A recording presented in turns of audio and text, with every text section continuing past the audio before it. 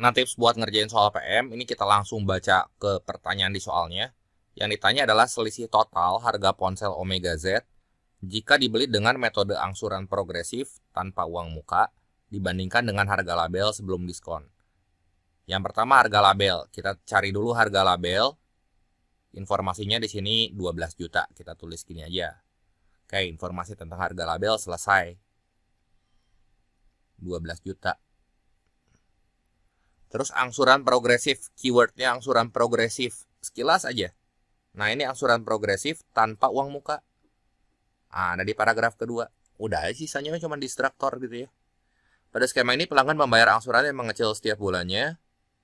Besar angsuran pertama sebesar 2 juta, kedua 1.850, ketiga 1.700, dan seterusnya dengan selisih tetap sampai angsurannya mencapai 0 rupiah.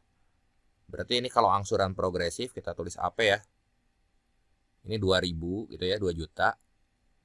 Terus ngurangin 150 tuh jadi 1.850. Terus di sini berapa tuh? Ngurangin lagi 1.700. Kayaknya dekatnya sampai 0 mah. 1.700 terus ngurangin lagi 150 gitu. Ngerti gak? Ini ngurangin 150, ngurangin 150 gitu ya. Sorry, yang ini yang ketiga berapa nih? Yang keempat 1.550, 1.400 gitu kan. Udahlah daftarin aja ya. 1.250, 1.100, terus 950, 800, 650, 500, 350, berhenti dia di 200 bayarnya ya. Karena di sini grafiknya lihat ini dari 2 juta sampai 200. Berarti cicilan terakhir 200 ribu ya. Cicilan pertama 2 juta. Berapa kali nyicil nih? Tuh 2, 3, 4, 5, 10, 13. 13 kali nyicil. Nah dari sini kita tambahin aja semua. Jadi berapa tuh? 13 kali nyicil kan?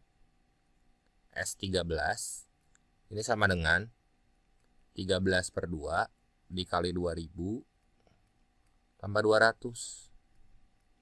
Nah 2200 dikali 13 bagi 2, ini fungsinya kalkulator tuh jadi 14.300. Nah kita bandingin sama harga label. Kalau ngangsur mah dia harus bayar lebih mahal 2 juta kan. Lebih mahal. Ya berarti kesimpulannya sini lebih mahal 2.300.000 gitu. Jadi jawaban yang tepat di sini yang E ya. Soal yang kedua, nah katanya seorang pembeli memilih metode pembayaran tunai ditambah pembelian tempered glass dan case. Berapa total uang yang harus dibayarkan? Tunai. Nah ini pembayaran tunai. Oke, tunai udah. Toko memberikan diskon langsung sebesar 15% ya. Berarti harga label ini 12 juta. Cuman dia harus bayar 85% kan. Berarti 85% karena di diskon tuh. Kali 12 juta. Terus ditambah tempered glass. Tempered glass di sini mana? Tempered glass 200.000. Terus case 300.000 ya. Udah di sini 200. Tambahin 200. Tambah 300. Nah, jadi berapa tuh? 0,85 kali 1.200 kali 1.200. 1.200. 12.000 kan 12 juta ya. Itu 10.200.000. 10.200. Ditambah 500. Berarti dia harus bayar. Berarti total ya. Totalnya misalnya T gitu. 10.700.000. Ya, 10.700.000 tuh berarti yang C ya. Soal yang ketiga, jika konsumen mengambil metode angsuran dengan uang muka minimal dan tenor 1 tahun, berapakah besar uang angsuran per bulannya? Nah, angsuran coba. Ini angsuran metode angsuran, keywordnya metode angsuran ya. Uang muka minimal 20%, berarti harga labelnya kan 12 juta. Ya kan? Terus DP 20%. Terus sisa pembayarannya akan dikenakan bunga tunggal sebesar 12% per tahun dengan tenor yang disepakati, ya. Oke, berarti DP-nya 20%, DP-nya itu 2.400.000 kan? 20% dari 12.000, 2.400.000. Berarti sisa hutangnya dia harus bayar 12 juta 12 juta ditambah 12 jutanya kita udah dikurangin sama DP ya. Kurangi 2.400.000 gitu kan. Dikali ini kita harus bayar bunganya 12% per tahun kan. Tar, metode angsuran dengan uang muka minimal. Ya berarti sisa utangnya segitu.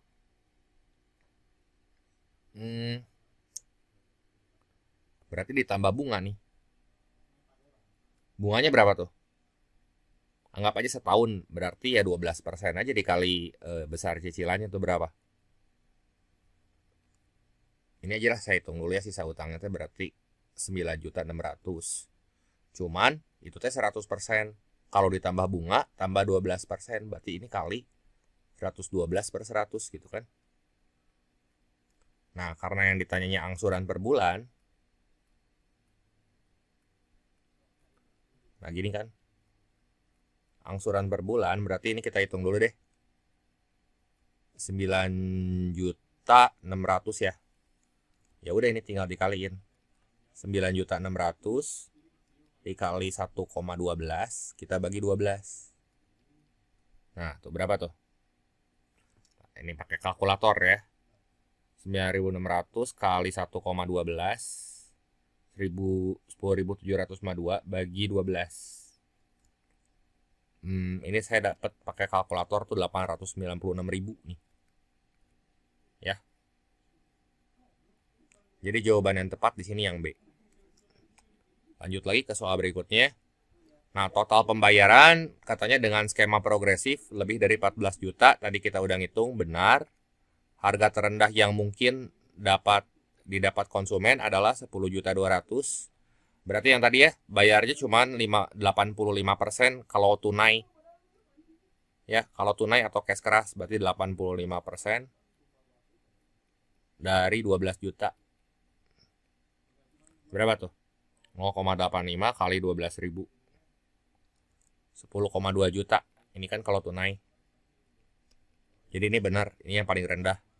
Selisih angsuran bulan ke-1 dan bulan ke-10 pada skema progresif adalah 1.350.000.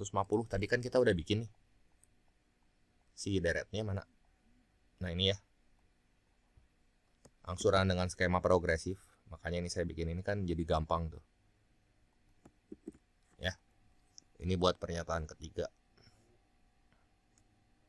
Pernyataan kedua. Ya. Ini tuh kalau misalnya bulan ke-1 bayar 2 juta, bulan ke-10 dia bayar 650. Selisihnya berapa tuh? Ya selisihnya 1.350.000 ya.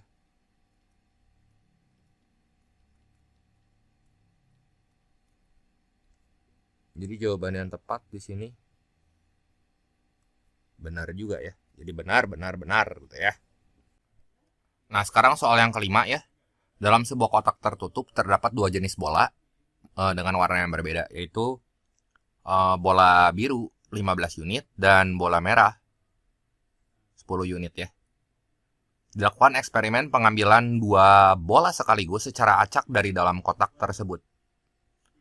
Nah, berapakah peluang terambil tepat satu bola merah dan satu bola biru? Berarti bola merah di sini ada berapa? Ada 10 kan? Dari total bolanya semua 25. Nah, 10 per 25. Oh, 2 bola secara acak ya, sorry. Kalau 2 bola secara acak, ini bukan pakai permutasi. Tapi pakai kombinasi karena urutan tidak diperhatikan di sini ya. Berarti dari 10 keambil 1, 10 C1. Gitu ya. Dikali bola biru 15 C1. Dibagi total bola teh 25 ya. 25 C2. 10 C1 mah 10. Ini kali 15 bagi 25 C2. Ini 25 kali 24 kali 23 faktorial dibagi 23 faktorial dikali 2 faktorial ya. Ini kita bisa coret nih. Ini juga dicoret 12. Ini juga coret bagi 5 3 bagi 5 5 ya. Ini dicoret 2. Jadi 6 bagi 12. 6 bagi 12 mah setengah peluangnya ya. Jadi jawaban yang tepat di sini adalah yang B itu ya. Setengah. Ingat ini pakai kombinasi karena urutan tidak diperhatikan dan bolanya diambil sekaligus. Kalau ada kata sekaligus kayak gini udah biasanya pasti pakai kombinasi gitu ya. Pakai kombinasi. Soal yang ke-6. Nah, berdasarkan eksperimen berikut, eksperimen tersebut, manakah pernyataan berikut yang benar? Coba, peluang terambilnya kedua bola berwarna biru. Ya, berarti bola berwarna biru di sini ada berapa biji? Ada 15 ya. Jadi peluangnya 15 C2 dibagi tadi total bola teh 25 C2 ya. Nah, 15 C2 berapa nih? 15 kali 14 kali 13 faktorial dibagi 2 faktorial kali 13 faktorial ya. Itu 25 C2 saya hitung aja ya, karena itu kan ruang sampel penting tuh. Nah, kalau 25 C2 sini deh saya hitung ya. Jadi 25 kali 24 kali 23 faktorial dibagi 2 faktorial kali 23 faktorial. Coret-coret, coret-coret. 25 kali 12 tuh ya. 300. Ini bagi 300. Jadi ini mah bisa dicoret kan? Bagi 15 1, bagi 15 20. Ya peluangnya di sini 7 per 20 ya. Nah, pernyataan 1 benar, pernyataan 3 nggak usah dicek lagi. 1 benar, 3 pasti benar. Sekarang coba kita cek pernyataan yang kedua. Peluang terambilnya kedua bola berwarna merah. Berarti merah ada 10 kan? 10 C2 aja dibagi 25 C2. Berarti 10 dikali 9 kali 8 faktorial dibagi 8 faktorial dikali 2. Ya, bagi 300. Nah, ini kalau kita coret ya. Coret di sini ya. Jadi berapa tuh? 5 kali 9 45 per 300 ya. Ini masih bisa dicoret lagi nih. 60. Masih bisa dicoret lagi bagi 3. Ini 3, bagi 3 ini 20. Udah habis, enggak ada yang bisa dicoret lagi. Jadi ini 3 per 20 ini benar. Pernyataan keempat coba kita cek. Peluang terambilnya kedua bola berwarna sama. Tadi kalau berwarna biru, ini 3 per 20 ya. Sekarang kalau misalnya berwarna merah, kita cari merah sama merah gitu ya. Merah tuh kan berarti ada 10. Kita cari yang kedua bola berwarna biru. Yang nomor 1 tuh kedua bola berwarna biru kan. Jadi peluangnya tinggal tambahin ini 7 per 20. Yang atas kan biru sama biru nih. Yang bawah merah sama merah. Ya. Jadi ditambah 3 per 20. Kalau kita hitung 10 per 20. Ya ini sama dengan setengah gitu ya. Ini benar. Ya udah berarti di sini semua benar ya.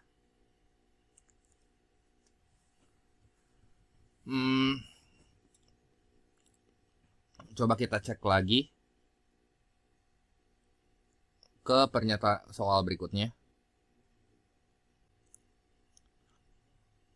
Nah, soal yang ketujuh, jika pengambilan dilakukan sebanyak 120 kali, tentukan kebenaran pernyataan berikut. Frekuensi terambil satu biru dan satu merah. Berarti satu biru dan satu merah, kalau nggak salah tadi peluangnya udah kita cari kan. Satu bola merah dan satu bola biru ya. Ini tuh sama aja setengah tuh peluangnya. Ya. Jadi tadi kita tulis lagi pernyataan satu tadi peluangnya setengah. Ya, kita tulis peluangnya ini berarti setengah dikali 120. Frekuensi mah jangan P ya, tapi pakai F gitu. Jadi sama dengan 60. Yang kedua, terambil keduanya merah. Tadi kalau keduanya merah berapa? Merah-merah 3/20. Berarti frekuensi harapannya 3/20 dikali 120. Ini kalau kita coret 6. Jadi 3 kali 6 18. Ini benar. Ini benar. Terus tadi keduanya biru ya. Frekuensi harapannya kan 7/20 kali 120. Coret-coret 6, 7 kali 6 ya 42 gitu ya. Jadi ini benar juga. Urutan jawabannya jadi di sini benar.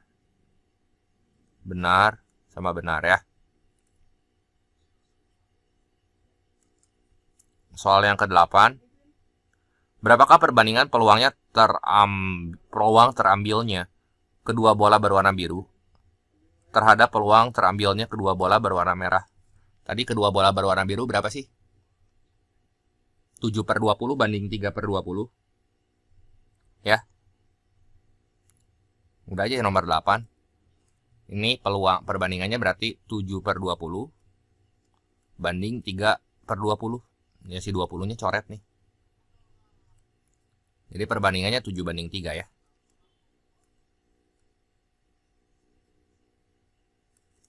Jawaban yang tepat di sini yang B. Soal nomor 9, ini ada teks tapi supaya cepat ya, kita langsung baca ke pertanyaannya ya. Ini panjang garis CD adalah berapa meter? Nah, lihat ya dari gambar ini, dikasih tahu kan panjang AC-nya tuh 30. Kita tandain dulu ya, ini AC 30 ya. AC 30, AD 50. Nah, ini AD ya yang warna biru. Ini 50. Terus ED 50. Ini ED juga 50 ya. Yang ditanya panjang garis CD. CD mah tinggal Pitagoras ya berarti. Lihat aja segitiga yang ini kan siku-siku.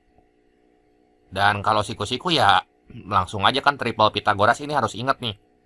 Ya 50 ya berarti itu sisi tegak berapa tuh? Sisi alas. Ya langsung aja nih 40 ya. Jadi ini panjang CD-nya 40 meter.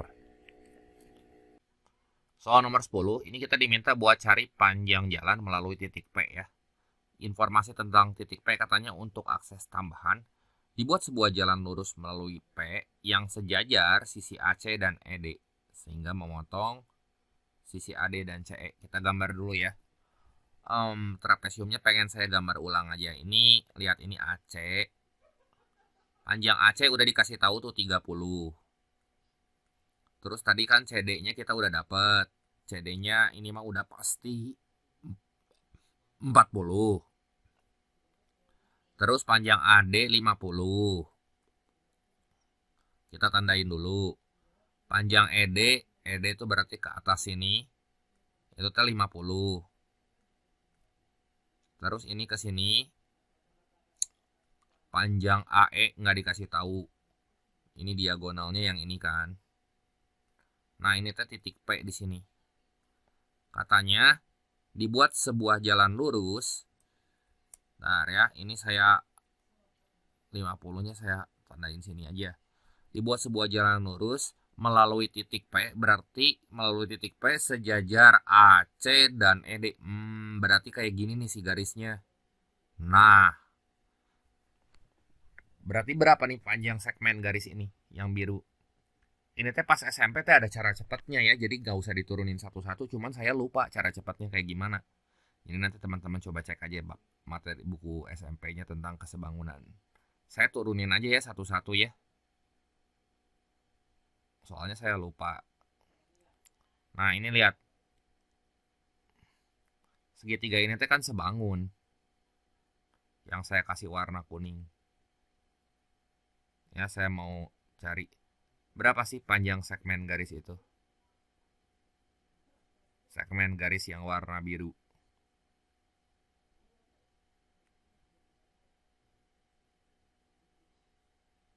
Nah ini kayak gini ya. Nah, segitiga kecil banding segitiga besar itu tuh 3:5. Berarti kita harus tahu dulu nih.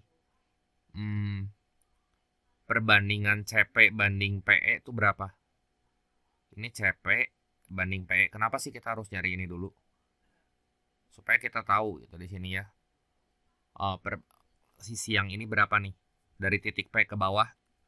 Saya misalin aja dari titik P ke bawah tuh T gitu. Si T-nya berapa? Ya. Jadi CP banding PE mah kan gampang tuh. Nah, CP mah punya segitiga kecil, berarti angka pembandingnya ya 30. PE punya segitiga besar, angka pembandingnya 50. Jadi ini 3:5 kan. Nah, terus udah gitu. Lihat segitiga yang ini gerak. Ya, saya pisahin sih segitiganya biar nggak pusing. Nah, ini tuh lihat segmen garis yang T ini. Ini segitiga CPX misalnya, CPE DX gitu ya. Segitiga yang kecil ini yang saya kasih warna pink punya segmen garis CP atau sisi miringnya dengan punya angka pembandingnya 3, berarti PE itu 5 kan. Nah dia tuh sebangun. Kalau segitiga kecil mah tingginya T, kalau segitiga yang putih yang besar ini tingginya 50, udah dikasih tahu. Terus berarti kalau segitiga yang kecil sisi miringnya 3, segitiga yang besar sisi miringnya 8. Berarti T-nya tinggal kali silang nih. 3 kali 50 T 150 bagi 8. Ini kalau kita hitung 18,75 ya.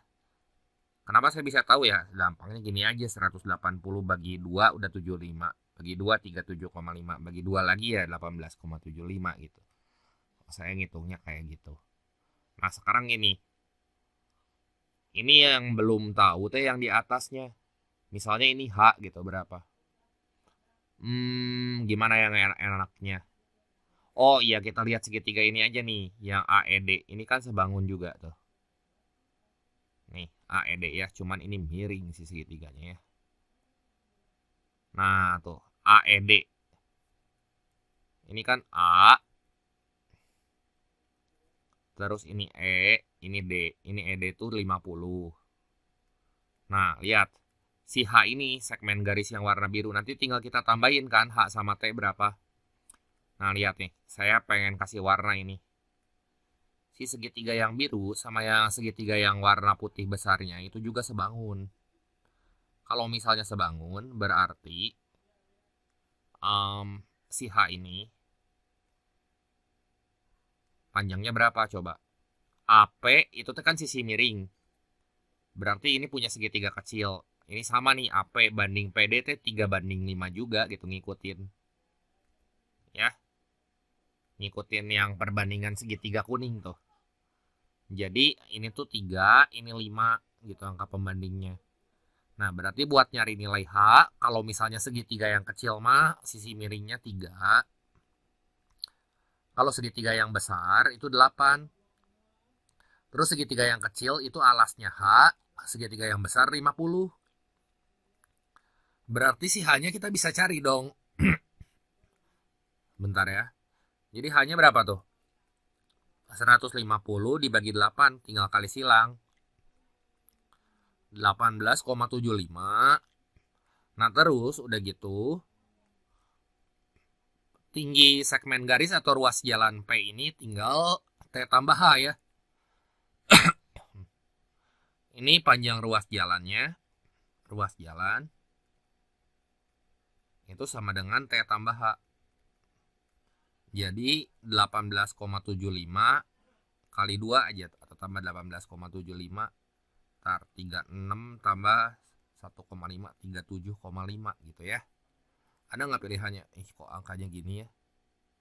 Tapi ada kalau nggak salah seingat saya tadi. Nah ini ada yang C ya jawabannya. Ini saya copy lagi aja ya si trapesiumnya. Siapa tahu kepake lagi buat ngerjain soal bawah-bawahnya. Nah Pak Budi katanya ingin menjual tanahnya. Sebelum menjual dia harus menghitung luas seluruh tanah ACDE terlebih dahulu gitu ya. Ini bentar ya. Ini luas ACDE intinya mah yang ditanya luas ACDE berapa tuh? ACDE ya. ACDE berarti yang ini kan? ACDE. Oke. Nah, gampangnya gini ya. Si segitiga yang ini yang ACD aja dulu ya. ACD. Itu luasnya berapa tuh?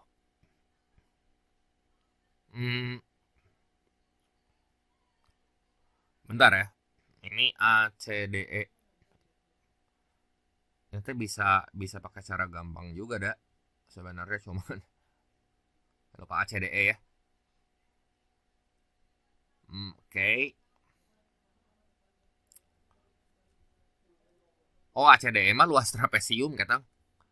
Saya pikirnya luas segitiganya. Luas ACDE kenapa saya nggak bengong ya?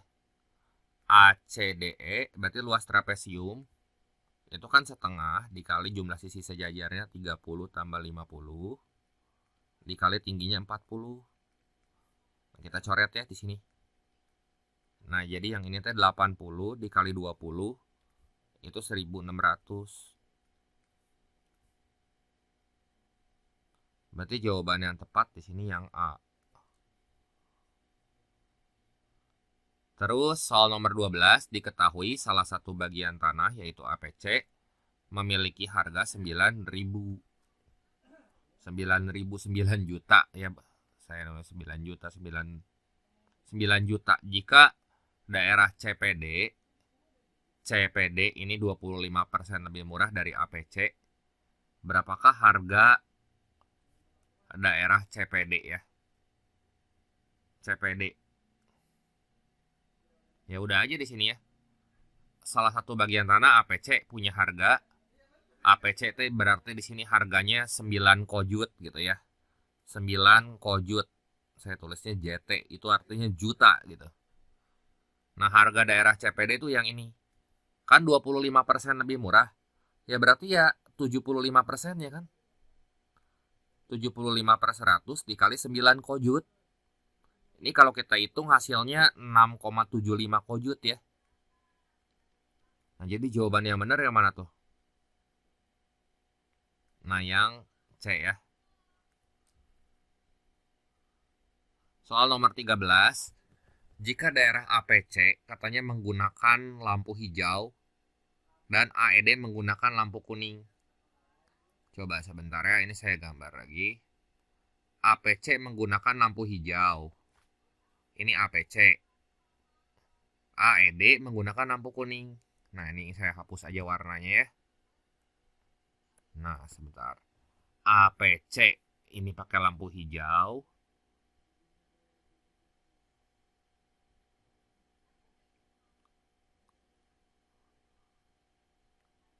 Terus AED menggunakan lampu kuning. Nah, ini AED ngapain dihapus ya?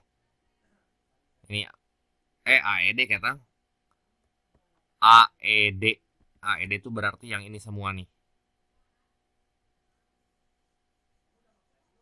Nah,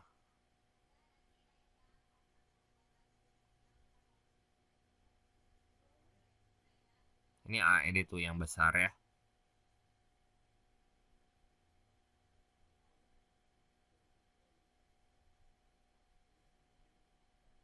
Nah, paket lampu hijau yang dibutuhkan untuk menerangi daerah APC. Berarti di sini ya daerah APC kan. APC, ya udah aja APC luas si segitiga ini berapa gitu. Ya, luas segitiga. Bentar ya. Berarti setengah kali alas kali tinggi. Alasnya itu 30. Berarti tingginya kan yang ini nih. Ya, tingginya yang ini. Nah, tadi kan segitiga ini teh sebangun sama yang itu ya, yang kuning ini. Nih sama APC sama PED teh sebangun gitu. Jadi kan angka pembandingnya yang itu 3. Nih saya gambar pakai garis abu-abu ya, supaya nggak liar. Yang ini 5 gitu ya. Jadi 3:8 kali 40 teh tingginya. Nah ini luas APC. Ntar saya cari dulu. 3 kali 5 ya 15. Nah ini tingginya 15. Nah paket lampu hijau, katanya lampu hijau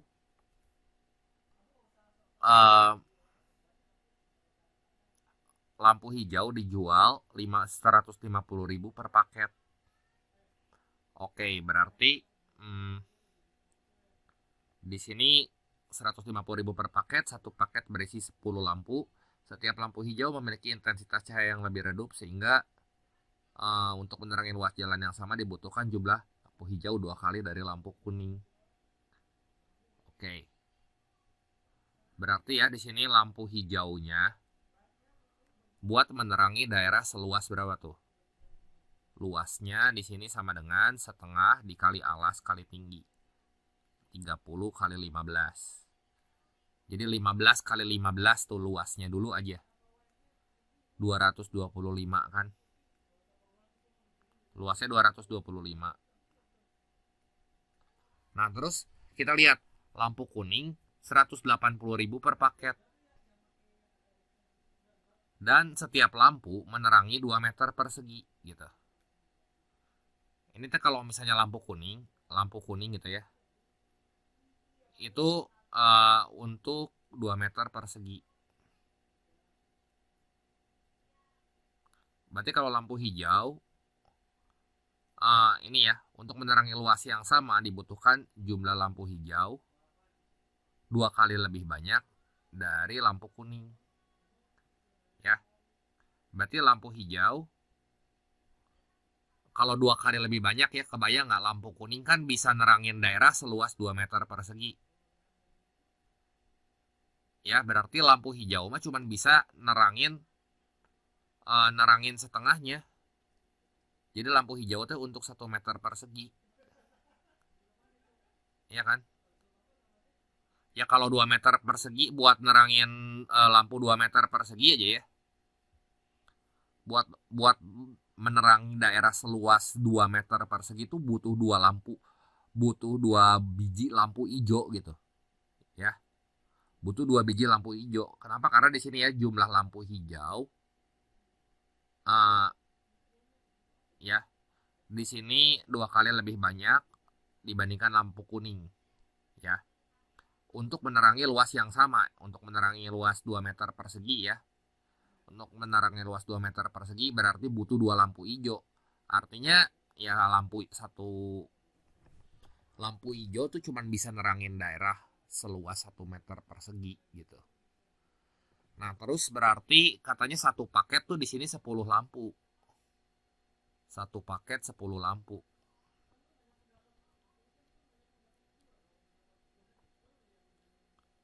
Ya kan? Berarti daerah yang hijau itu tuh kan luasnya 225 meter persegi. Ya. Berarti kebutuhan lampu, butuh lampunya berapa di sini ya? Banyak lampu, paket lampu hijau ya, berarti N di sini N sama dengan luasnya 225 meter persegi dibagi 10 gitu ya. Ini sama dengan 22,5 lampu. Kan nggak mungkin komanya lampunya. Jadi N-nya dibuletin ke atas, N-nya 23 lampu gitu.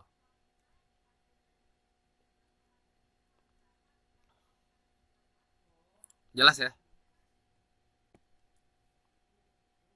Soal nomor 14, banyak lampu kuning yang dibutuhkan untuk menerangi daerah AED. Nah, sekarang lampu kuningnya ya.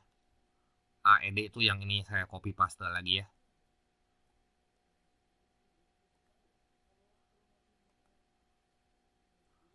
AED.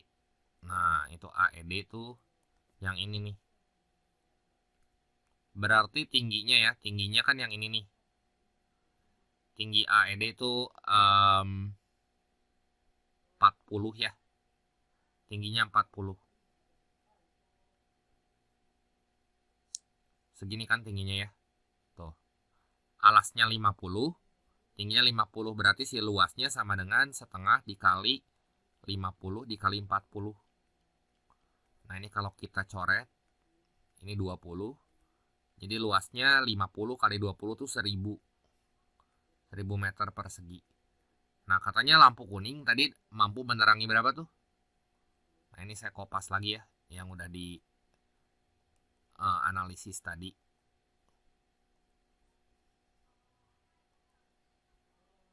Nah, lampu kuning untuk 2 meter persegi, berarti banyak lampu kuningnya N-nya sama dengan 1000 dibagi 2 dong. Ya udah, N-nya sama dengan 500 lampu.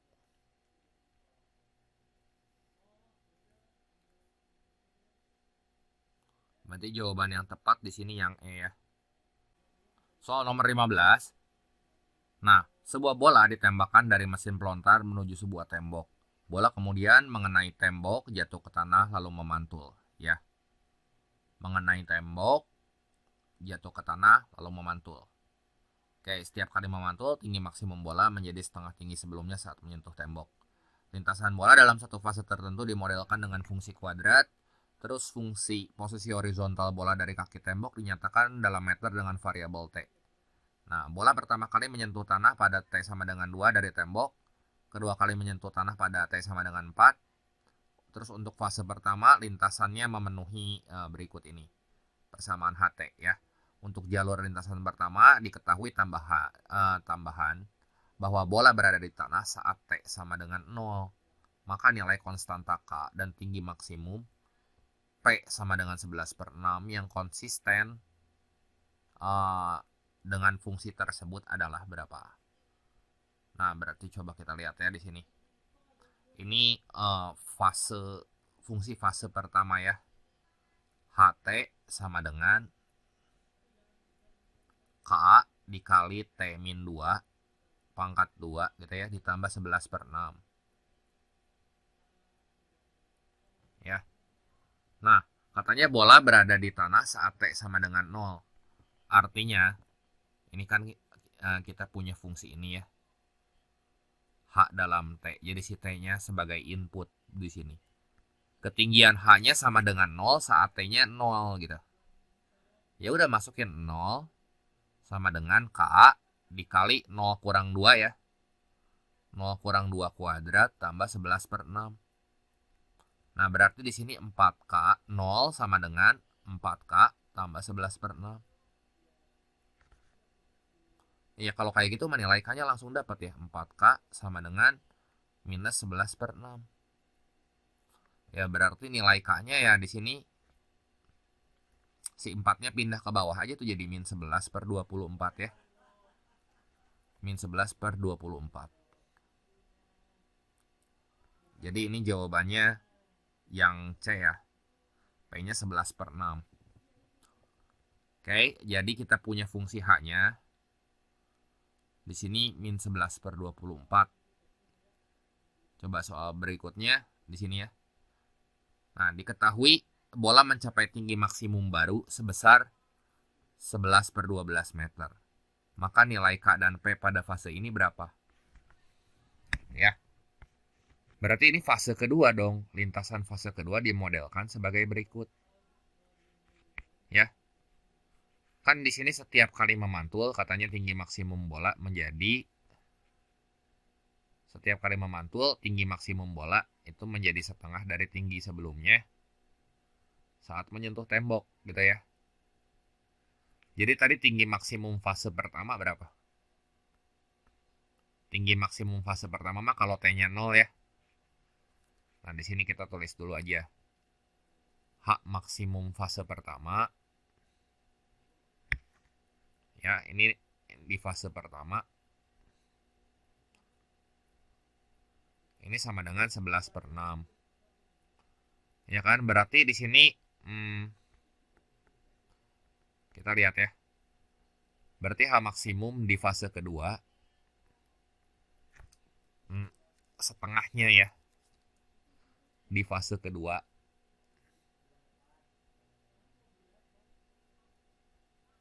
itu teh sama dengan setengah dari tinggi sebelumnya, berarti setengah kali 11/6. Ini teh 11/12 ya. Nah, kita lihatnya di sini, lihatnya gini gerak. Oh, tinggi maksimum baru cuman ini doang yang punya pilihan 11/12 ya. Ya udah pasti jawabannya yang D sih ini ya. Maka nilai K dan P ya kita nggak usah dicari lagi di sini ya. Lihat, diketahui bola mencapai tinggi maksimum baru sebesar 11/12 meter. Maka nilai K dan P pada fase ini berapa? Gitu ya. Jadi nanti kita di sini harus cari dulu sih sebenarnya.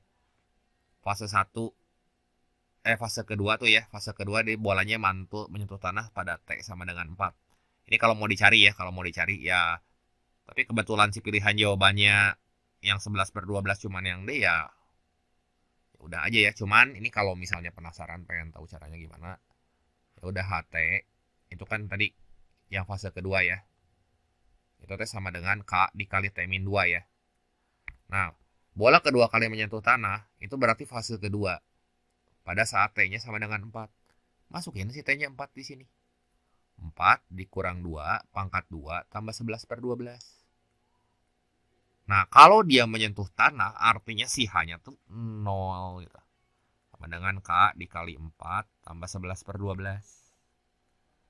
Jadi min 11/12 itu sama dengan 4K.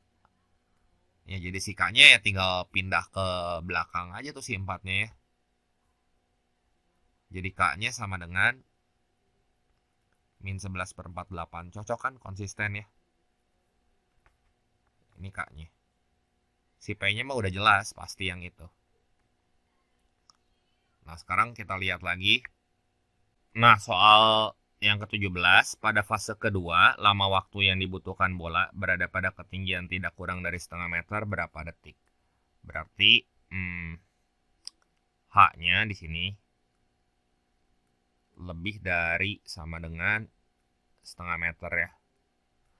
Berarti kan tadi K-nya kita udah dapat nih. K-nya berapa sih dari nomor segini? Min 11/48 ya si K-nya. Fase kedua. Oke, berarti kita ganti aja langsung nih min 11/48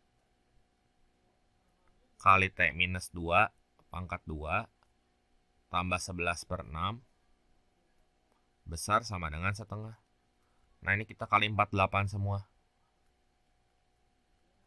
Jadi min 11 kali T-2 pangkat 2 ditambah, ini berarti kan supaya sama kali 4, ini kali 4. Ini kali 24 kali 24. Jadi ditambah 44 besar sama dengan 24. Nah, si min 11 T-nya pindah aja ke sebelah kanan tuh. Jadi gimana? Ini kayak gini kan, 11 kali T-2 pangkat 2. Berarti si ininya pindah ke sebelah kiri tuh. 44 kurang 24, 20. Ya, jadi T-2 pangkat 2. Ini ada 11 di depannya. Ini bisa kita tulis gini supaya enak. Kurang sama dengan 20. Jadi T-2 pangkat 2 kurang sama dengan 20 dibagi 11. Nah, ini baru diakarin nih, berapa tuh? Akarin kiri kanan ya. Nah, ini baru fungsinya kalkulator. Bayangin aja nggak boleh pakai kalkulator mah. Gila aja ya. Nah, ini kita akarin kiri dan kanan. Ya. Coba, gimana tuh? Jadi ini makan T-2. Terus kurang sama dengan akar 20/11 saya hitung dulu ya. akar 20/11. Itu teh 1,34 ya. Berarti T-nya kurang sama dengan minus 2-nya pindah ruas ke sebelah kanan. Ya berarti 3,34. 3,3 tuh ya.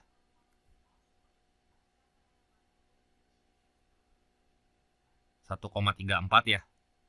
Tambah 2. 3,34. Ya kan, tambah 2 berarti 3,34. 3,34. Lama waktu yang dibutuhkan bola berada pada ketinggian tidak kurang dari 1/2 meter.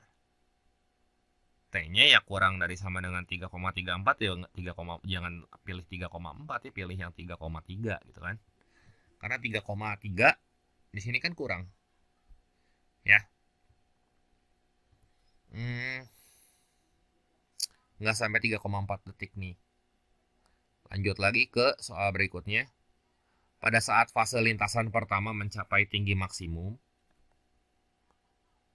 lintasan fase pertama itu mencapai tinggi maksimum, itu berarti 11/6 kan tinggi maksimumnya. Digunakan fungsi fase kedua gitu. Ya. Jadi di sini ditanya bentar ya. Saat lintasan fase pertama mencapai tinggi maksimum, berarti di sini HT-nya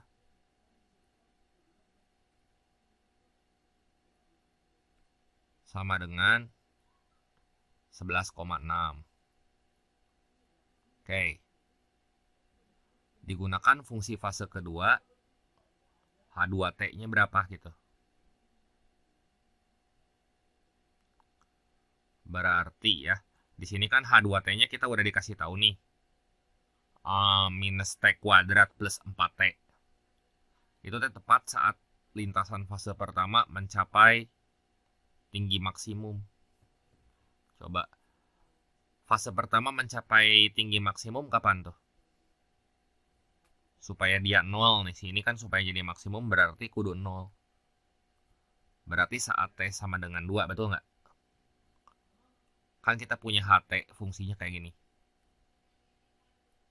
Ini teh kayak rumus ini fungsi kuadrat. Nih kayak gini ya. Saya bisa tulis tuh rumus fungsi kuadrat kayak gini kan. Y min YP. Ini kan analog tuh. Sama dengan A dikali X min XP pangkat 2. Nah kita cari sih waktunya saat mencapai titik maksimum gitu ya. Ya kan? Berarti ya T-nya supaya mencapai titik maksimum, si T-nya itu harus sama dengan 2 karena tinggi maksimumnya di sini teh 11,6. Ya. Udah bentuk udah bentuk ini nih. Fungsi kuadrat biasa yang ini mah. Berarti saat H maksimum, HT maksimum, XP-nya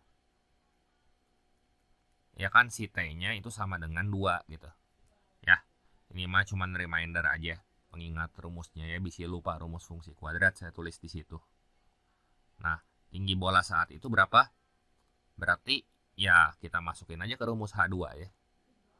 H2T, H2 dihitung di 2 berarti sama dengan minus 2 kuadrat ditambah 4 kali 2. Jadi minus 4 ditambah 8. Ini sama dengan 4 ya. Ini H2 dihitung di 2. Sama dengan 4 ya. Tar. Jadi tinggi bola saat itu ya udah di sini 4 meter tuh ya. Kita tandain dulu aja ya. Ini 4. Terus di sini. Nah, terus berdasarkan informasi di atas, model fungsi di atas, pernyataan yang benar adalah, coba lihat, katanya bola kembali ke tanah dalam 4 satuan waktu. Ya, 4 satuan waktu. Kan pertama kali dia menyentuh tanah ya.